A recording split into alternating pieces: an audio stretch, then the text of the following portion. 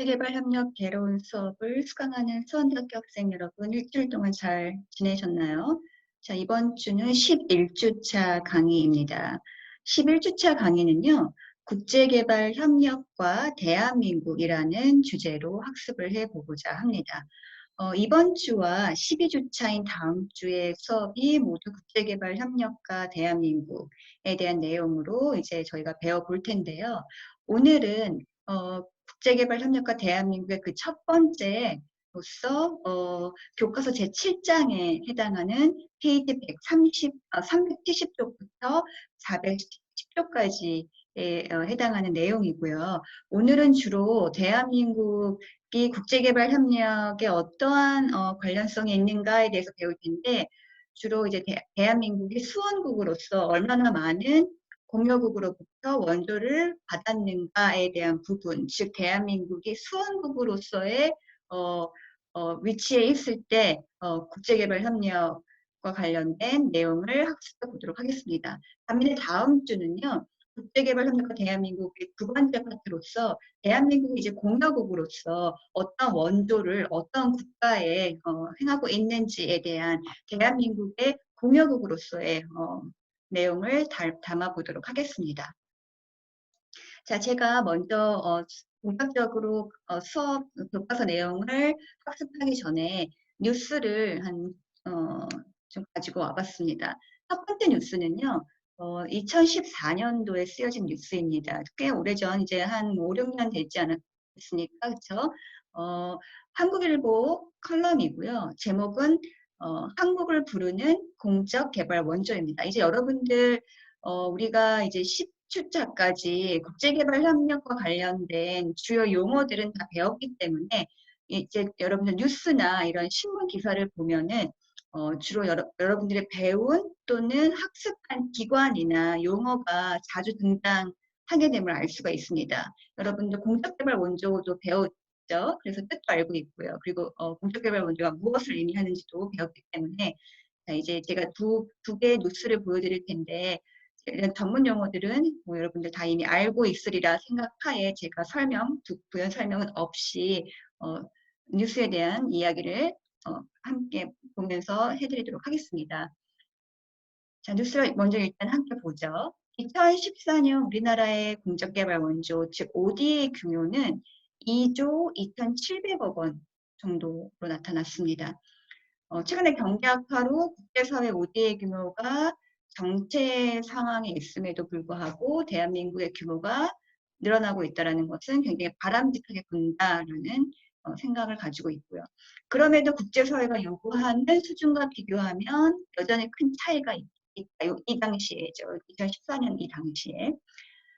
올해 2014년도 그 당시에 대한민국의 국민 총소득 대비 공적개발 원조, 즉 ODA가 GNI 대비 ODA 비율이 0.16%인데 이는 정부가 2015년까지 달성하기로 약속한 0.25%와 상당한 차이가 있다. 2015년도에 우리 뭡니까? MDGs가 종료가 되었고요. 그때 우리 정부가 약속한 공적개발 원조 비율이 바로 0.25%였죠. 그리고 이제 유엔은 공식적으로 공여국들에게 0.7%를 ODA를 요구하고 있습니다. 권고하고 있습니다. 그러니까 대한민국의 0.16%는 유엔이 권고하는 비율에도 뭐 턱없이 모자라다. 그리고 OECD의 평균 원조 비율, OECD 가입 국가가 집행하는 OD의 평균 원조 비율인 0.3%에도 못 미친다고 이 뉴스는 얘기하고 있습니다. 그럼 왜 자꾸 이렇게 이 당시에 뉴스에 이런 ODA 비율에 대해서 자주 등장했고 최근에도 자주 등장하고 있습니다.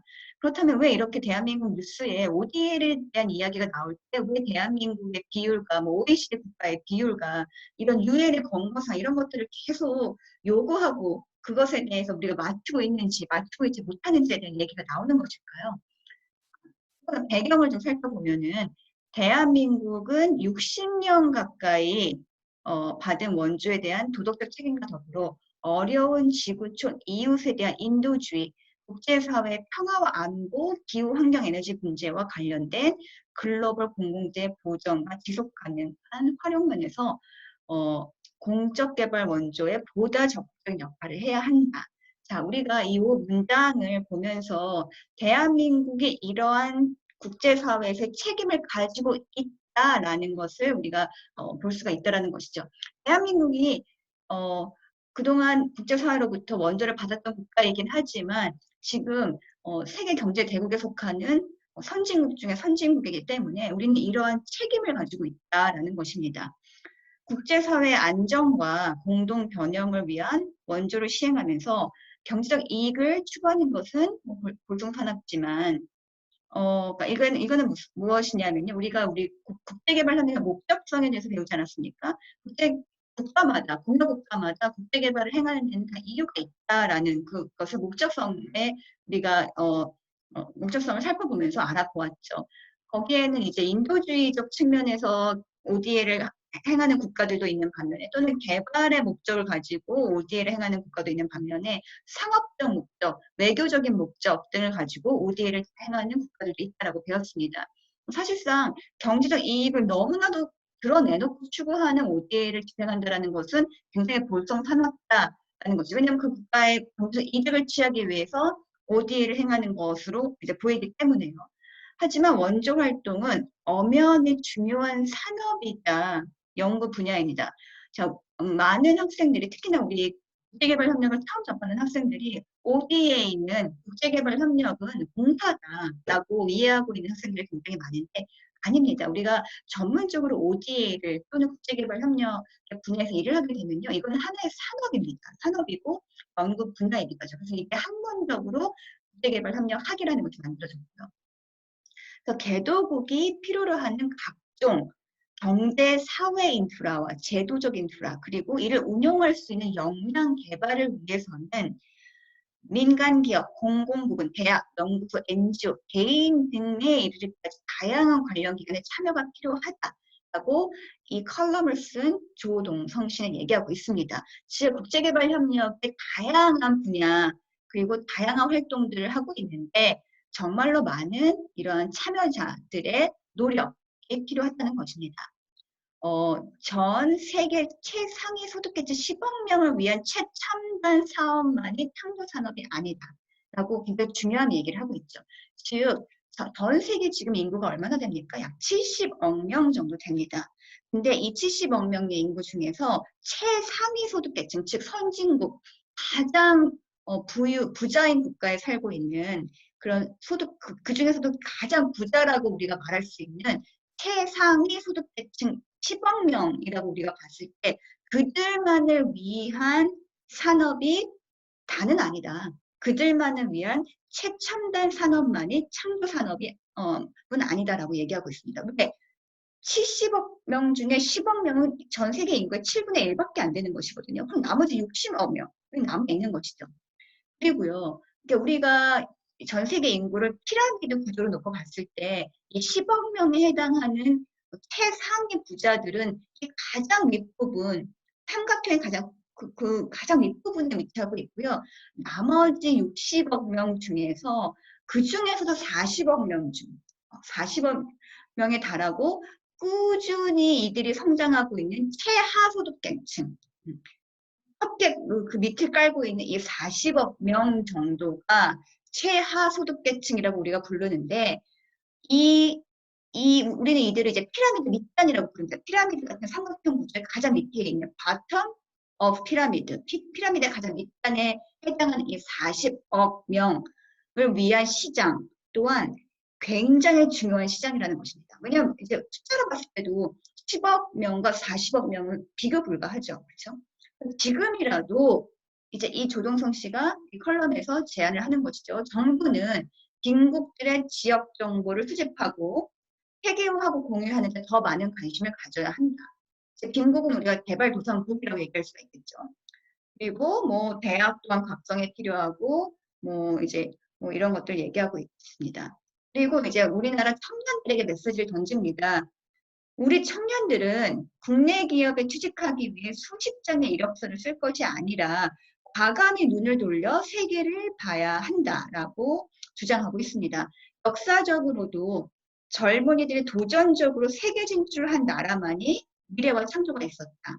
정부와 출연 연구기관들의 젊은이들의 해외 진출 돕기 위한 기반 구축에 과감한 투자를 해야 됩니다. 그 코니카, 우리가 코니카를 다음 시간에 좀 더 구체적으로 배워볼 겁니다. 여러분들 중간고사 과제를 수행하면서 이 코니카에 대해서 코니카 사이트도 들어가 봤을 테고요. 코니카에서 중저협력국, 대한민국의 먼저를 지탱하는 중저협력국이 어떠한 ODA를 펼치는지도 알아봤을 것입니다. 다음 주에 우리가 이 코이카에 대해서 더 자세하게 같이 볼 텐데요. 코이카와 같은 기존 플랫폼을 확장시켜서, 즉 코이카가 지금 현재 한 400, 500명 정도의 규모 인력들이 지금 있는 곳인데 조금 더 확장해서 한국의 개발 경험을 나누고, 왜냐하면 대한민국은 한때 수원국이었지만 지금은 원조를 하는 공여국으로 그 가장 활발한 원조를 하는 공여국가 중에 한 국가이고, 한때 수원국이었기 때문에 수원국의 상황과 시점을 굉장히 잘 아는 공여국이다라는 우리가 그 평가를 받고 있기 때문이죠. 그래서 한국의 개발 경험을 나누고 지구촌 공동의 개발 과제에 대처하며 지역 정부라는 미래 창조의 자산을 구축해야 한다. 라는 한국어로 컬럼을 물론 오래전에 써져 있었지만은 좋은 메시지를 담고 있어서 여러분들에게 들려드리고자 가지고 와봤습니다. 다음 뉴스는요, 최근에 쓰여진 뉴스입니다.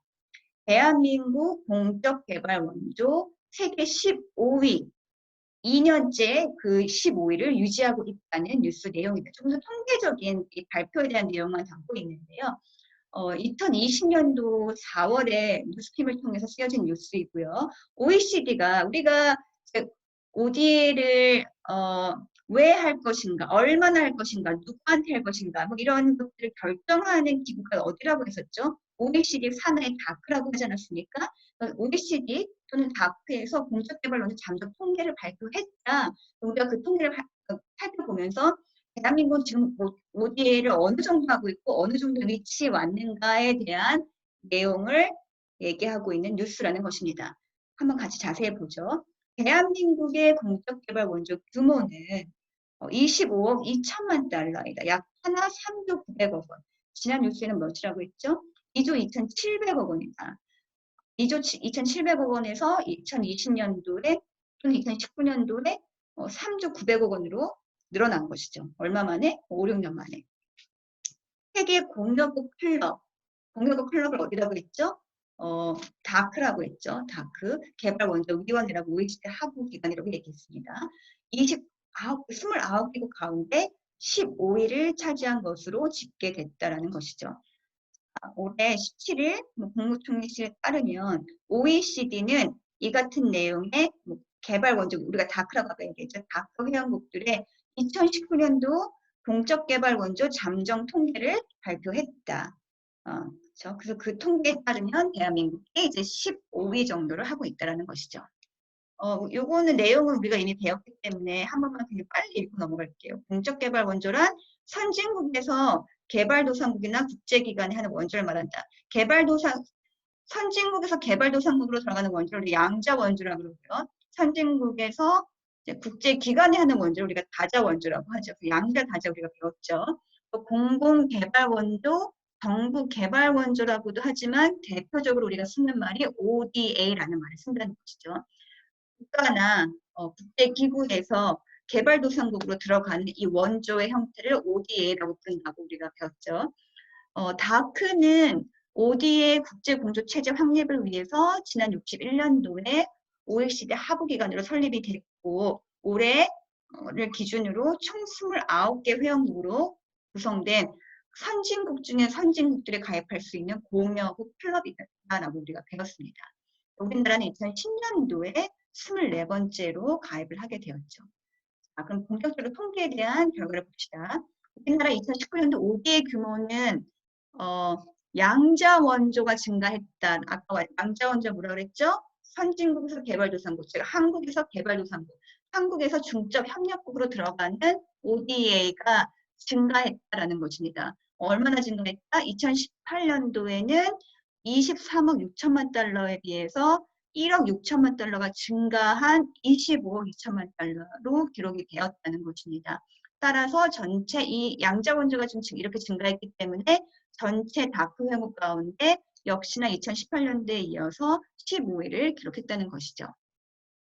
양자 원조 중 무상 원조와 유상 원조가 있다고 배웠죠. 무상 원조는 12억 2천만 달러, 그리고 양호성 차관을 제공하는 요 양호성 차관 배웠죠. 이게 유상 원조 컨세션 용어로 배우지 않았습니까? 요게 이제 6억 8천만 달러, 전년 대비 13.7%가 증가했고 무상 원조는 전년 대비 7.6%가 증가했다.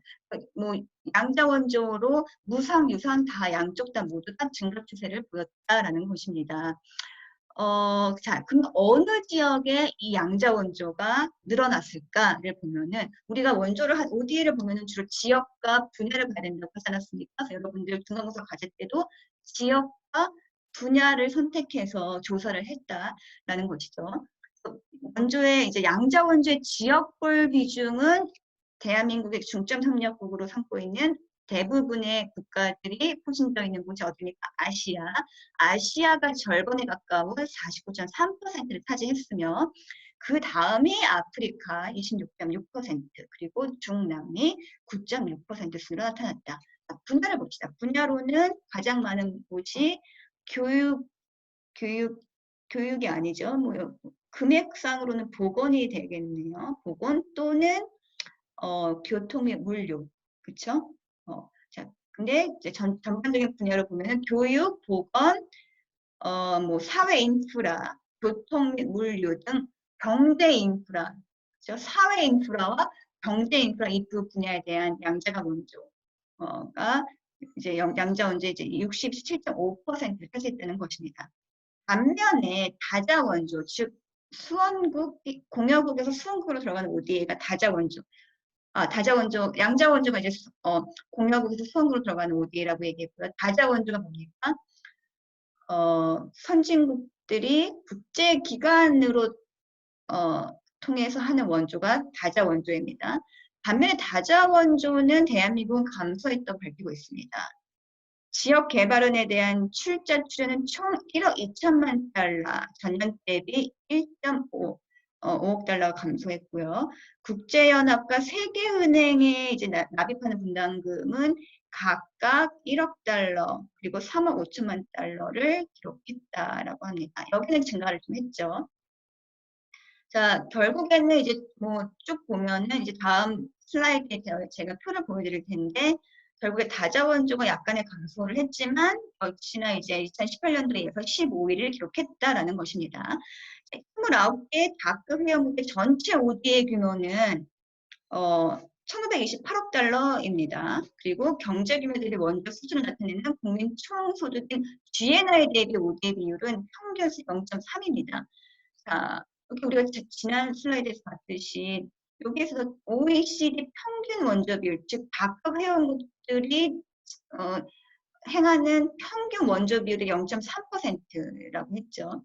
똑같습니다. 여기서도 이제 0.3% 평균 0.3% ODA를 진행하고 있고요. 주요 국가의 GNI 대비 ODA 비율은 영국이 0.7%로 가장 높았으며 그 다음에 독일, 그 다음에 미국, 뭐 미국이 근데 절대적인 그 금액으로 봤을 때 가장 높고요. GNI 대비로 봤을 때 이제 0.16인 거죠. 일본이 0.29 뭐 순으로 기록됐다. 국가별로는 29개 다크 회원국 중 한국을 포함한 18개국은 ODA 규모가 증가한 반면에 11개국은 감소한 것으로 나타났다.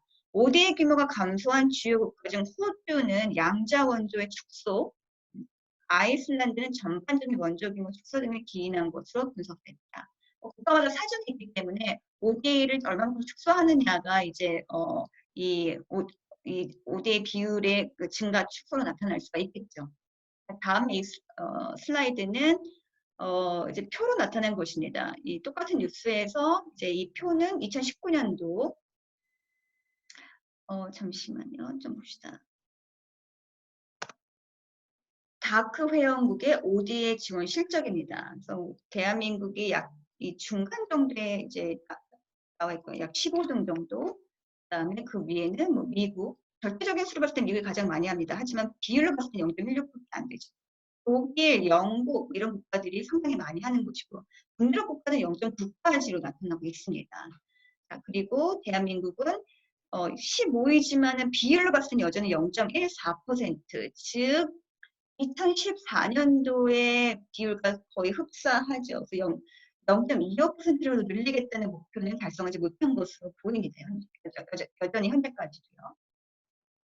보면은 이 비율로 봤을 때는 상당히 낮은 걸로 보입니다. 비율로 봤을 때는 0.14, 0.13 이런 국가들이 가장 낮게 보여지는데 대한민국도 비율로 봤을 때는 되게 낮게 지금 나타나고 있습니다. 자, 그러면 이제 우리가 ODA가 우리가 ODA를 이만큼 하고 있다. 우리나라가 이만큼 선진국으로서 공여국의 지금 국제사회에서 공여국의 위치는 이 정도 되고 세계 15위 정도 되고 대한민국이 지금 조금 더 활발하게 ODA를 해야 된다. 뭐 이런 것들을 뉴스를 통해서 배웠습니다. 자, 지금부터는요. 대한민국의 과거로 돌아가 봅시다. 대한민국의 과거. 근대사를 보면은 대한민국은 세계 2차 대전 당시에 일본의 침략을 받아서 일본의 그 지배 속에 오랜 기간 동안 살았고요. 그 일본에게 독립을 한 그 시점이 이제 1945년인데 그 이후에 5년 뒤에 다시 한국전쟁이 일어나죠. 그래서 한국전쟁은 3년 동안 치르게 됩니다. 대한민국의 이제 근대사를 보면 굉장히 가슴 아픈 역사가 많죠. 왜냐하면 해방이라는 것을 한 바로 직후에 한국전쟁이라는 것을 겪었고 보통 그런 식으로 한국 전쟁을 겪으면 엄청난 폐허가 되죠, 국가가. 근데 이 폐허를 딛고 놀라운 경제 성장을 이룬 곳이 바로 대한민국. 또한 경제 성장뿐만 아니고 민주화를 성취하는 이런 굉장한 괄목할 만한 발전을 이룬 국가가 바로 대한민국이라는 것이죠. 이 시기에 그럼 과연 선진국들과 그 다음에 국제사회는 대한민국이라는 국가에 어떠한 도움을 줬을까? 이 부분을 우리가 오늘 배워보겠다라는 것입니다. 자, 먼저 대한민국의 50년대, 그러니까 즉 일본으로부터 독립을 하고 전쟁을 겪은 바로 그 직후에 그 전쟁을 겪은 바로 직후가 53년도 아니겠습니까? 그 직후에 대한민국은요, 우리가 이제 채빈계도 이렇게 배웠어요. 그렇죠? 국가가 얼마만큼 GNI 대비 가난한가, 그렇죠? 그것을 우리가 이제 채빈계도국, 뭐 저소득급, 중간소득급 이렇게 나눈다고 했는데 이 당시에 대한민국은요, 한국전쟁 직후의 대한민국은 채빈계도국, 전 세계에서 가장 못 사는 나라군에 속하는 국가였습니다. 여러분들 여러분들은 이미 선진국으로 거듭난 대한민국에서 태어난 세대이기 때문에 이런 50년대, 60년대는 아마 영화 속이나 드라마나 사진 속에서만 접해봤을 텐데요. 여러분들 그래도 이미지상 조금 그 당시의 모습을 그림을 그려보라고 제가 사진을 좀 가지고 왔습니다. 이 사진은요, 대한민국의 모습입니다. 대한민국의 모습인데, 뭐 이러한 사진도 지금 컬러 사진이지만, 원래는 흑백을 이제 복원한 거죠. 그래서 대부분 이 사진들은 이제 해외 외신 기자들이 대한민국의 어떤 모습을 가지고 이 당시에 살아갔을까, 평범한 사람들의 모습을 찍은 그런 사진입니다. 자, 그래서 이 당시는 이제 1950년대부터 60년대 한국의 모습을 그린 사진인 거죠. 지금 여러분들 딱 봐도요. 지금 현재 개발도상국 국가의 모습 같은 모습을 지니고 있습니다. 이 모습이 대한민국의 50년대 모습이었다는 것이죠. 포장 도로가 잘 깔리지도 않았고요. 집도 제대로 초가집들이 대부분이고요. 그다음에 여전히 이렇게 그 교통수단이라든가 이런 것들이 여러분들 보시는 바와 같이 뭐 다른 사진에서 말도 있고요. 그렇죠? 그리고 옷차림이나 이런 걸 봤을 때 굉장히 가난하다라는 느낌을 우리가 인상을 받을 수가 있습니다. 그리고 이것이 뭐 여기가 저 시골 지역인가 그것도 아니라는 거죠. 여기 서울이니까.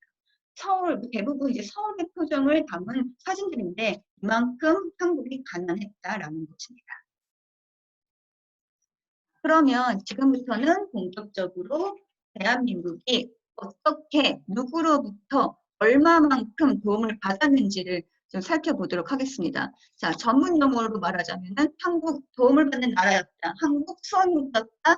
또는 수원국으로서 개발협력 시기를 구분해 보자라는 것이죠. 자, 그래서 수원국으로서의 대한민국의 ODA는 어떻게 진행이 되었는가 표를 통해서 좀 알아보고요. 여러분 표는 교과서에서 제가 가지고 온 것입니다. 따로 제가 이제 교과서에 있는 표를 다시 만든 재구성한 것입니다. 수원국으로서 대한민국의 ODA 역사는 5가지의 시기로 나눠볼 수가 있습니다. 여기 미군정기, 그 다음에 전쟁 복구, 경제 재건기, 개발연대 전기, 개발연대 후기, 원조 전환기 이렇게 5가지로 나눠볼 수가 있고요. 제1기부터 보면은요. 제1기는 미군정기의 시기입니다. 즉 1945년부터 48년까지 대한민국이 일본으로부터 독립한 그 직후부터 한국전쟁이 열리기 전까지의 시기 주요 내용으로는요. 이 시기에는 미국의 독자적인 점령 지역에 대한 원조를 접수한 시기입니다. 이 미국이 군정을 이 시기에 실시하면서 원조를 이제 3년 동안 대한민국에게 해준 시기이죠.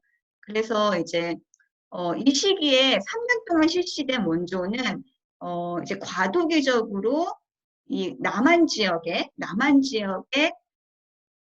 통치권을 위임받은 미군 정청이 내정을 직접 관할하면서 실시한 것으로 우리나라 정부가 수립된 이후에 다른 국가와 합의하에 이루어진 ODA와는 이제 그 성격이 좀 다르다라고 볼 수가 있겠죠. 이건 미국이 어떻게 보면은 다른 국가와 합의가 안 된 미국이 그들만의 어떤 대한민국을 통치하면서 했던 ODA 또는 원조라고 볼 수가 있겠습니다. 제2기는요, 시기를 보면은 1949년부터 1960년까지입니다. 꽤 긴 시간이었는데, 이 시기를 이제 전쟁 복구 또는 경제 재건기의 시기로 구분을 할 수가 있습니다. 이 당시에는 이제 대한민국 정부가 이제 수립되었고요. 그 다음에 바로 6.25가 터졌죠. 그래서 6.25 직후에 패배한 대한민국이 아주 피폐해진 대한민국의 경제를 이제 복구하는 것이 굉장히 관건이었던 시기였습니다.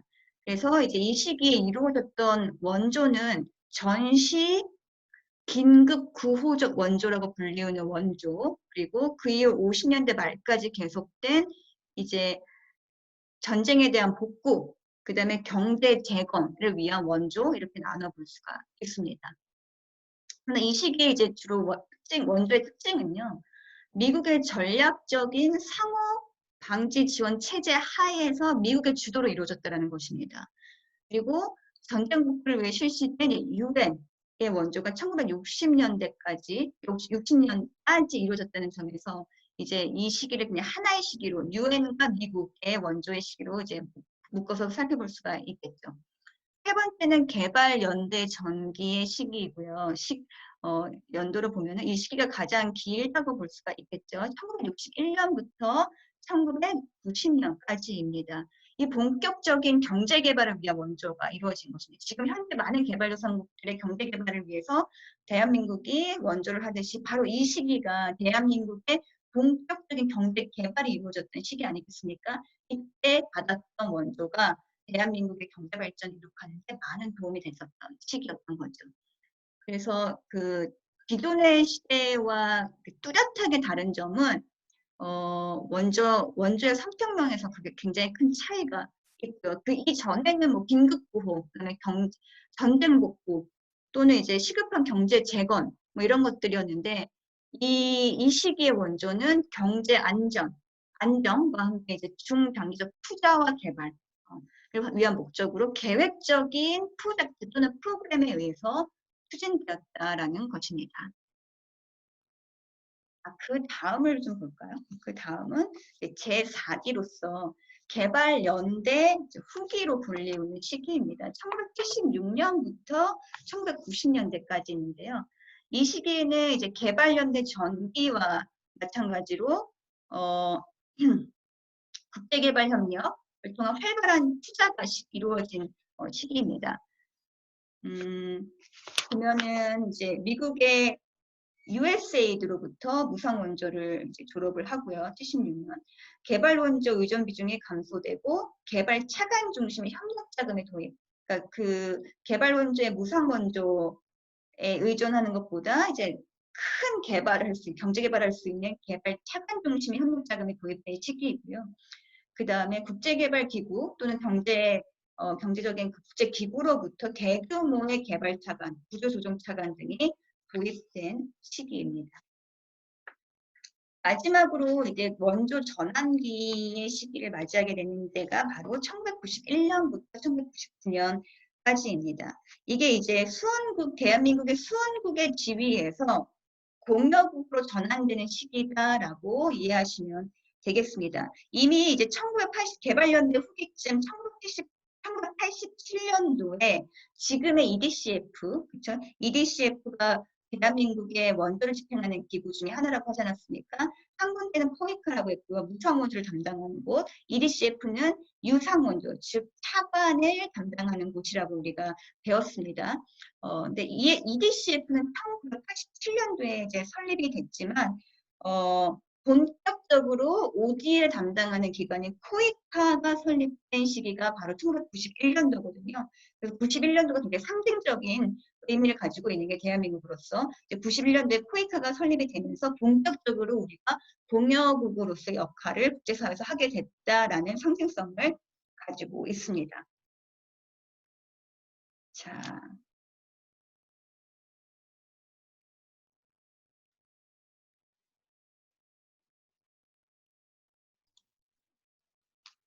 자, 우리가 지난 슬라이드 2에서도 봤듯이 대한민국이 이제 최빈개도국에 위치해 있었을 때 가장 많은 도움과 원조를 준 국가가 미국이었습니다. 그래서 미국의 도움을 굉장히 많이 받았던 국가가 바로 대한민국인데, 그래서 지금 이 슬라이드는요, 가장 도움을 많이 받은 나라, 대한민국이 가장 많은 도움을 받은 나라가 미국인데, 미국이 한국을 위해서 해줬던 원조, 즉 미국의 한국 대외 원조 성격 변화를 좀 알아보고자 합니다. 물론 이것도 시기별로 나뉘어집니다. 이 미국의 이 대외 원조 성격 변화를 좀 살펴보면요, 굉장히 근거가 다양하게 나타나고 있고요. 그 다음에 원조를 하는 데 있어서 이 시기에 미국이 가졌던 정책 목표가 다 있었다는 것이 확인이 될 수가 있습니다. 그래서 이제 미국의 한국 대원조 성격 변화를 이제 세 가지로 나뉘어서 살펴볼 수가 있을 텐데, 첫 번째가 긴급 구호 원조기고요. 본격적 원조기, 그 다음에 차관 전환기로 나눠서 볼 수가 있겠습니다. 그 법과 성격과 지원 형태가 시기별로 달라지는데요. 첫 번째는 이제 해방 후로부터 53년도 휴전에 이르기까지 기간으로 미국이 주로 상호방위 원조법에 입각해서 긴급 전시 구호적인 원조를 공유했던 시기입니다. 이 시기에는 주로 구호 물자를 공유했고 기술을 원조했고 전시 긴급 원조를 했던 지원 형태로 나타나고 있고요. 두 번째로는 본격적인 원조기가 이제 53년부터 61년까지이고요. 이때 기본 법령은 상호안전보장법입니다. 그래서 경제 안정과 방위력 강화를 그 지원에 굉장히 중점을 두었던 시기이고요. 이 시기가 이제 본격적인 원조의 시기라고 할 수가 있겠습니다. 이 시기는 미국으로부터 우리의 경제 안정, 재건, 정부 재정 능력 확충 이런 것들을 위한 계획, 그 다음에 뭐 다양한 원조가 아주 대규모로 이루어진 시기라고 볼 수가 있겠습니다. 이때는 이제 지원 형태가 보통 방위 지원 원조, 그다음에 잉여 농산물. 미국에서 남아도는 이제 농산물들을 한국으로 보내줘서 대한민국 이때만 해도 굉장히 식량이 부족했던 시기이기 때문에 잉여 농산물을 먼저 받았던 뭐 옥수수라든지 감자라든지 잉여 농산물을 먼저 받았던 시기입니다. 이제 다음 시기가 이제 차관 전환기라는 시기인데요. 1962년부터 이제 뭐 해당이 됩니다. 이 시기의 기본 법령은 이제 대외 원조 정책으로 전환이 돼서 대외 원조법에 의한 경제 지원 중심의 원조였고요. 그리고 원조의 형태는 주로 차관이었습니다. 돈을 이제 빌려주는 형태죠. 차관 중심의 경제 원조가 그의 성격이었고요. 그리고 개발 차관, 개발 증여, 임용 농산물 원조 등이 이제 지원의 형태라고 할 수가 있겠습니다. 이 시기에는 어떻게 보면 우리가 지난 슬라이드에서 얘기했지만 미국의 일방적인 도움을 받았던 시기였습니다. 자, 이제 조금 미국을 중심으로 받았던 우리가 수원국으로서 대한민국이 미국을 중심으로 다양한 국가로부터 우리가 다양한 원조를 긴 시간에 걸쳐서 받았습니다. 그리고 그 기간 동안 우리는 어마어마한 경제 성장을 이룩할 수가 있었죠. 대한민국의 경제 성장을 이룩하는 데 있어서 이제 공여국으로부터 받았던 원조가 굉장히 중요한 역할을 했다라는 것입니다. 그 부분을 조금 정리해서 개발 원조 규모 또는 추이를 좀 살펴보면요. 이 표는 여러분들 교과서에서 가지고 온 것인데요. 373쪽에 있고요. 지금까지 살펴본 시기별 특징에 따라 이제 원조의 규모도 변화했습니다. 민간 이제 원조 단체가 지원한 것을 다 포함해서 대한민국에 지원된 공적 사적 원조의 총 규모는 139억 7,600만 달러로 집계되고 있습니다. 이 중 이제 정부 간 협력, 그렇죠? 그 다음에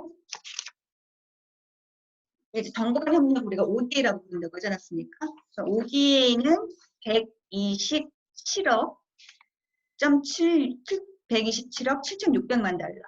그리고 민간 원조단체, 대표적으로 NGO가 있겠죠. NGO를 통해서 받았던 원조는 이제 12억 달러, 합쳐서 이제 139억 7,600달러라는 총 원조를 우리가 이만큼의 원조를 이 시기 동안 받았다는 것입니다. 그리고요, 이 양호성 공공개발 차관은 이제 311억 9,600만 달러에 달하는 이 OD에 비하면은 굉장히 큰 금액이죠. 그렇죠? 그만큼을 우리가 받았다라고 집계되고 있습니다. 자, 이 중에서 69억 9,700만 달러가 무상 원조로 나타나고 있죠. 또 대한민국이 받았던 원조의 형태가 무엇인가? 이만큼의 금액을 주로 어느 분야에 받았냐 봤더니 전기 공급, 소비재 및 자본재 공유, 교육, 자원봉사 등 인적, 기술적, 자본적 이용으로도 받았고요. 또는 긴급구호, 초탄기에는 긴급구호의 복구를 위한 원조를 받았습니다. 그리고 그 뒷부분에 가서는 1970년대에 가서는 경제 안정과 지정 확충을 위한 투자, 융자 지원을 받았고요. 그리고 경제 사회 개발을 위한 프로젝트 및 부분 투자 지원을 받았습니다. 그리고 프로젝트형 기술 협력 사업도 받았고 민간 원조 단체에 의한 사회 사업, 봉사 단체에 의한 원조 등 다양한 ODA, 다양한 원조를 우리가 이 시기에 이만큼이나 받았다라는 것을 우리가 이 표를 통해서, 이 슬라이드를 통해서 알아보았습니다. 자, 그러면 우리가 이제부터는 조금 더 세부적으로 대표적인 예를 통해서 우리가 받았던 원조를 조금 알아보도록 하겠습니다. 여러분들 교과서 378쪽부터 379쪽을 보면은요, 주요 수원 사례가 있습니다. 대한민국이 받았던 원조의 주요 사례, 그리고 현재까지 남아있는 대표적인 기관 또는 뭐 산업이 될 수가 있겠습니다. 그래서 이제 교과서에서는 첫 번째로는 이제 UNDP, 유엔의 개발 계획이라는 유엔에서도 개발성도 원조를 집행하는 기구죠. 이 UNDP에 의한 기술 원조를 받았고요. 차례 두 번째는 독일로부터 직업훈련 기술 원조를 받았고요. 그리고 한국과학기술원을 원조를 통해 설립해 줬고요. 금호공고를 우리는 원조를 통해서 이게 설립되었죠. 그리고 국립의료원, 여러분들 지금 현재 서울에 있는 국립의료원도 우리가 원조를 받아서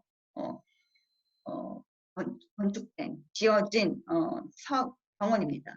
그 다음에 여러분들 지금 알고 있는 포스코도 대표적인 원조를 받아서 지은 사업이고요. 그리고 서울 부산 간의 경부고속도로도 이게 우리가 원조를 받아서 진행된 사업입니다. 지금까지도 우리가 뭐 사용하고 있고 우리가 잘 알고 있는 이러한 것들이 그 50년 전에 다 원조를 통해서 이루어진 것이라고 할 수가 있겠습니다.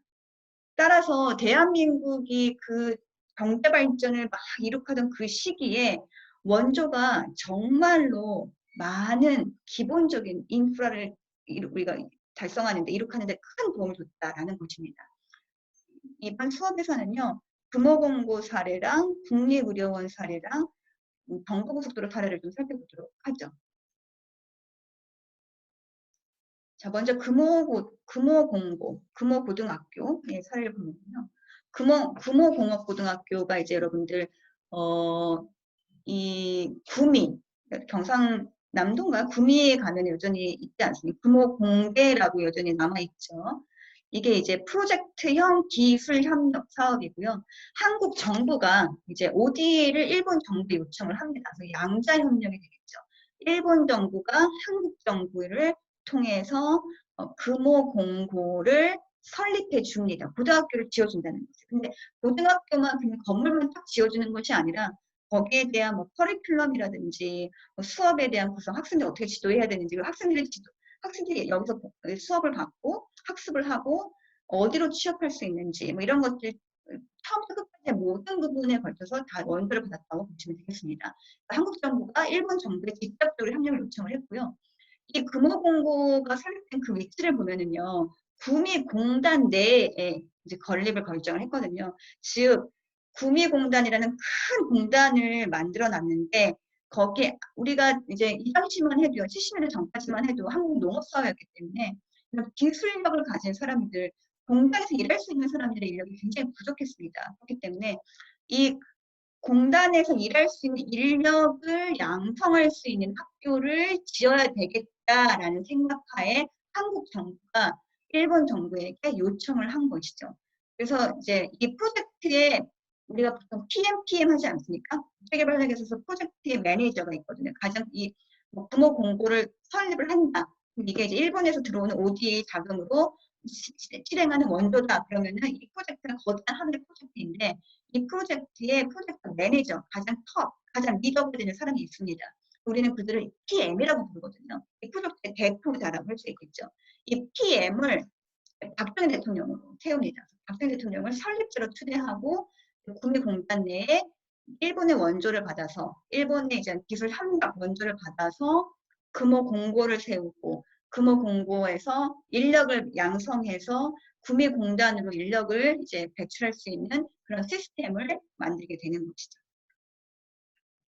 두 번째는 국립의료원도 이제 우리가 이 국제연합, 유엔과 스칸다나비아 3국의 합동, 협력 원조를 통해서 만들어진 게 바로 국립의료원입니다. 53년도 10월이면은 시기가 어느 시기였냐면은 우리가 한국전쟁이 끝나는 그 직후겠죠. 그러면 여러분들이 뭐 상상 속에서도 이미 생각을 하시겠지만 전쟁이 끝나고 바로 직후에는요. 뭐 경제적으로 다 폐허가 되어 있는 것은 물론이거니와 다양한 부상자들이 발생을 해 있었겠죠.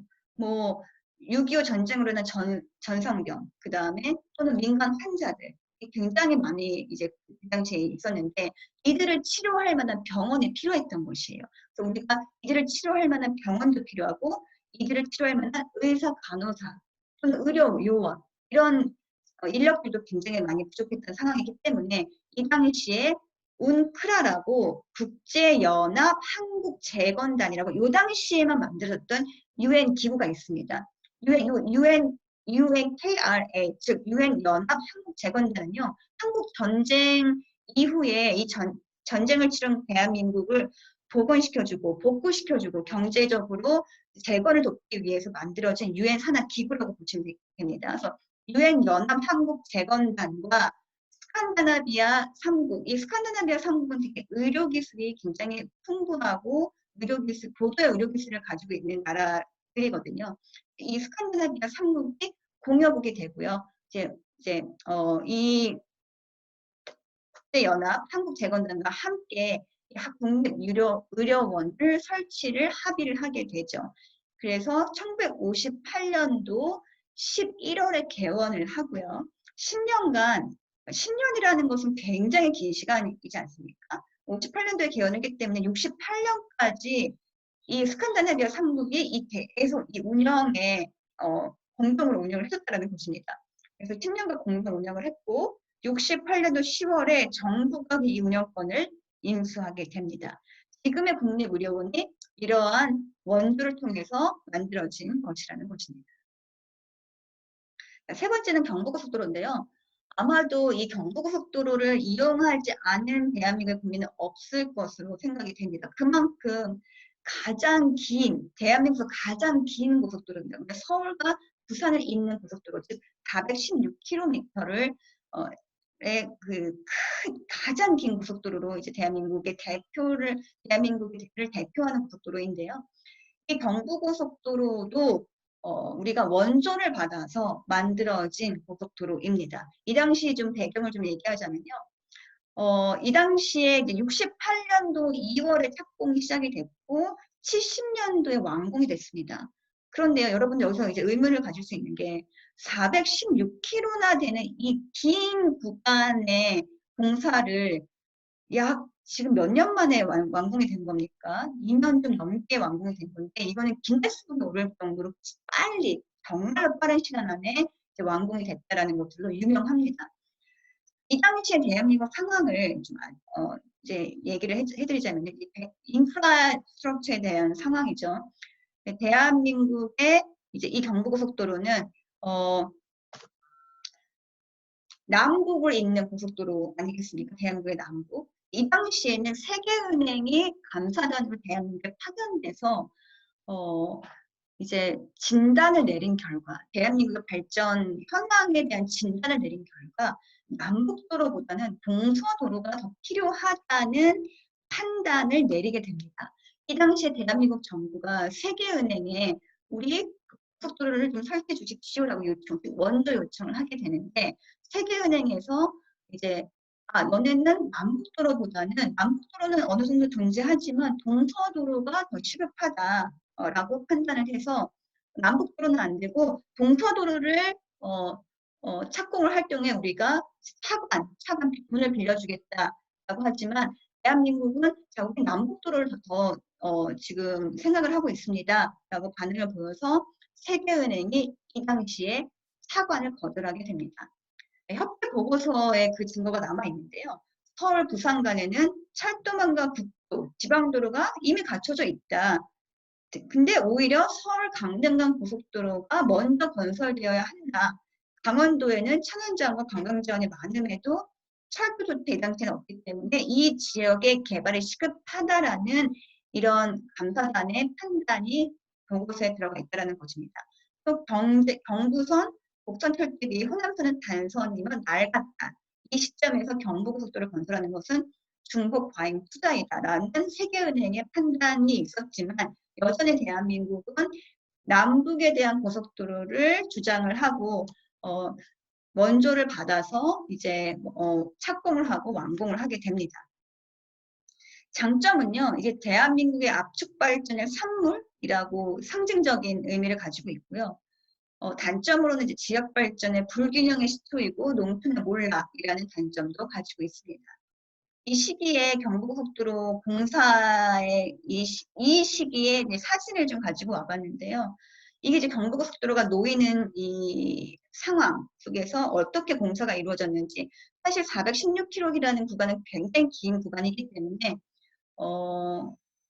이 2년 약간 넘는 이 빠른 시간 동안 이 416km 구간의 고속도로가 완공됐다는 것은요. 어떻게 보면은 어마어마한 밀어붙이기식 공사가 진행이 됐다라고 해도 과언이 아니겠죠. 그래서 이 당시에 뭐 이 도로가 놓이는 이 시점에 뭐 다양한 집들이 있었을 테고, 그렇죠? 뭐 농가 또는 뭐 땅도 뭐 농촌 지역의 대부분이었을 테니까 이런 것들을 이제 경부고속도로 설치하는 경제 개발이라는 사회 개발이라는 명목하에 굉장히 빠른 개발이 이루어진 것이 사실입니다. 그래서 좀 통계를 살펴보면요. 건설 기간이 888일밖에 되지 않았고요. 투입 장비가 165만 대, 그리고 892만 8천 명이 동원이 되었다라는 통계를 가지고 있습니다. 굉장히 이례적이고 그 다음에 굉장히 기록적인 통계를 가지고 있는 게 바로 경부고속도로의 예입니다. 자, 우리는 그래서 이렇게 경부고속도로, 그 다음에 국내무료원, 그리고 금호공고 이런 지금에도 존재하는 대한민국의 기반이 되어준 이러한 큰 프로젝트가 이 당시에 원조로서 이루어졌다는 것을 이제 알게 되었습니다. 자, 그러면 이렇게 한국이 수원국으로서 어떠한 국제사회에서 어떠한 레퓨테이션, 어떠한 평가를 받았는가를 조금 살펴보면요.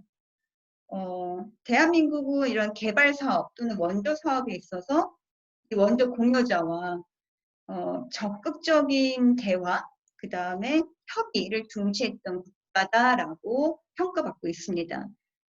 뭐 투자 우선순위, 아까도 얘기했듯이 한국 먼저 요청했다고 하지 않았습니까? 투자는 우선순위 설정은 물론이니와 대한민국이 굉장한 의지와 이니셔티브를 보여줬고 참여와 주인의식을 보여줬다라는 게 국제사회의 평입니다. 그래서 공유국과 적극적인 정책대와 협의를 했고요. 그래서 대한민국이 빠른 시간 안에 수원국에서 공여국으로 전환할 수 있었다라는 평가를 받고 있다는 것입니다. 그렇기 때문에 대한민국은 지금 정말로 많은 개발도상국들에게 롤 모델이 되어주고 있습니다. 왜냐하면은 대한민국이 불과 5, 60년 전에는 가장 못 사는 빈국 중에 빈국이었거든요. 그런데 다양한 원조를 통해서 그리고 이런 의지와 주인의식을 통해서 공여국으로 전환된 정말 전무후무한 수원국에서 공여국으로 전환되는데 어마어마한 짧은 시간이 들인 국가로서 전무후무한 국가이거든요. 그렇기 때문에 많은 개발도상국들이 지금 현재 대한민국의 개발 모델, 즉 대한민국이 발전한 경제 발전한 이것을 모델로 삼아서 그들이 진행하고자 하는 그들의 경제개발 사업에 대한민국을 롤 모델로 삼고 있다는 것입니다. 그래서 대한민국이 이 당시에 개발도상국이었지만 경제사회 개발에 있어서는 여러모로 수원국이지만 기여한 것으로 굉장히 긍정적인 평가를 받고 있다는 것입니다. 그래서 380쪽을 보면요. 이게 이제 정리가 되어 있는 표입니다. 우리 대한민국에게 ODA를 원조해준 현황을 이제 이 표로 나타내고 가장 많이 공여 금액이 가장 많은 국가에서부터 가장 적은 국가 또는 다자기구 중에서도 이러한 다양한 국제기구들의 이런 공여 금액을 나타낸 표고요.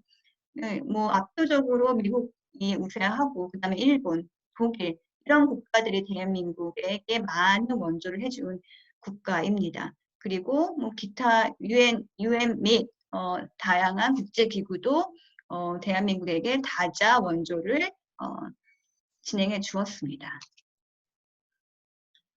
앞서 얘기했다시피 대한민국이 수원국으로서 공여국으로 전환되는 시기가 코리카의 설립, 즉 1991년도가 상징적인 해였다라고 이제 얘기를 했는데요.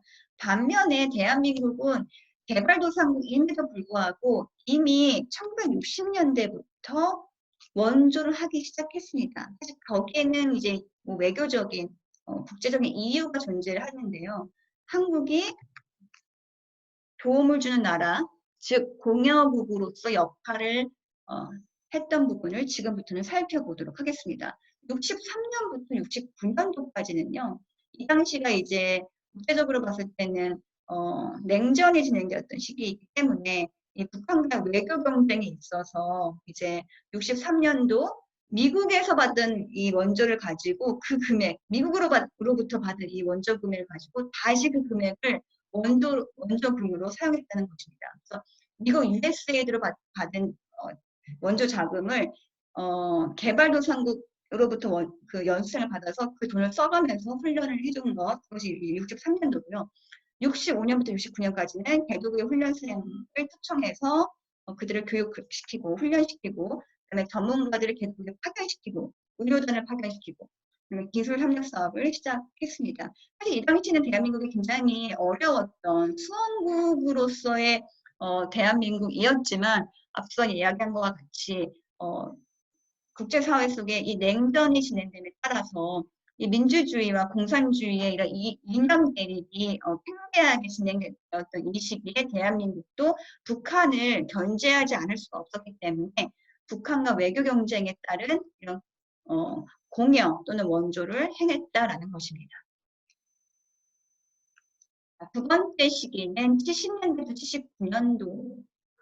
79년도까지의 시기인데요. 이 시기를 이제 한국의 고도 성장, 안보 외교로서 공여를 한 원조의 시기라고 볼 수가 있겠습니다.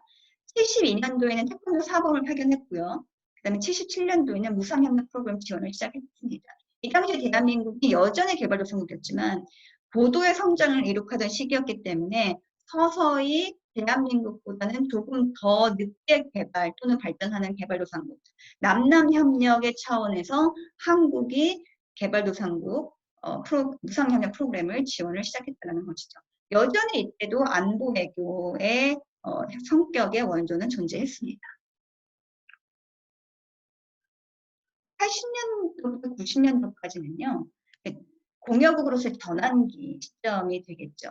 대한민국이 어느 정도 경제 성장을 이룩했고 90년도까지 이르면서 한국개발연구원이 개발도상국 주요 인사를 초청해서 국제개발연찬 사업을 시작한 시기가 82년도고요.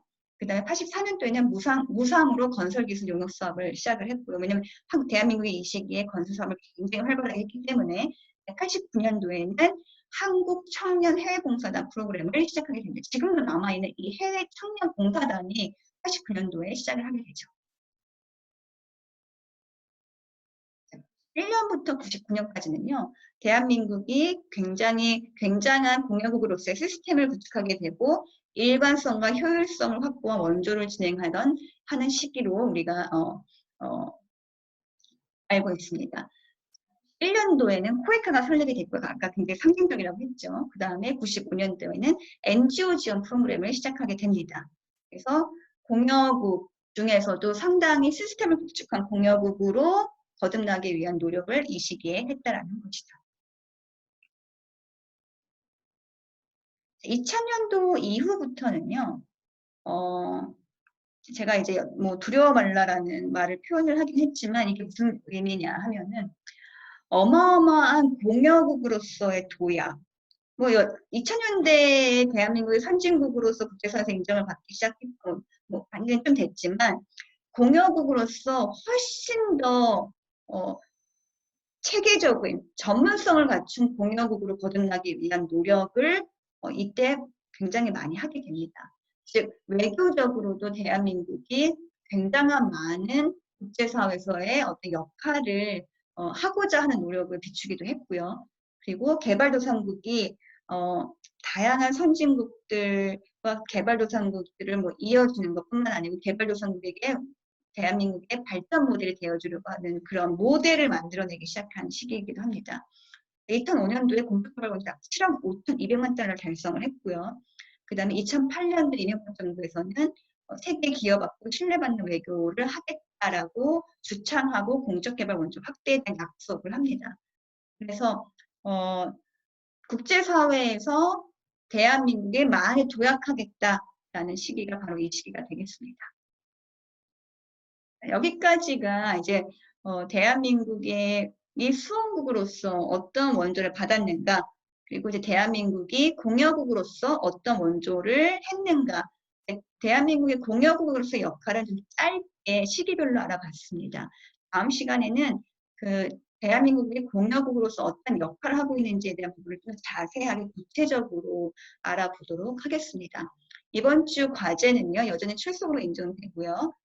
빨간색으로 표시한 문항을 직접 열린 게시판에 업로드해서 출석 인정을 받으시기 바랍니다. 자, 이번 주 수업은 여기서 마치도록 하겠습니다.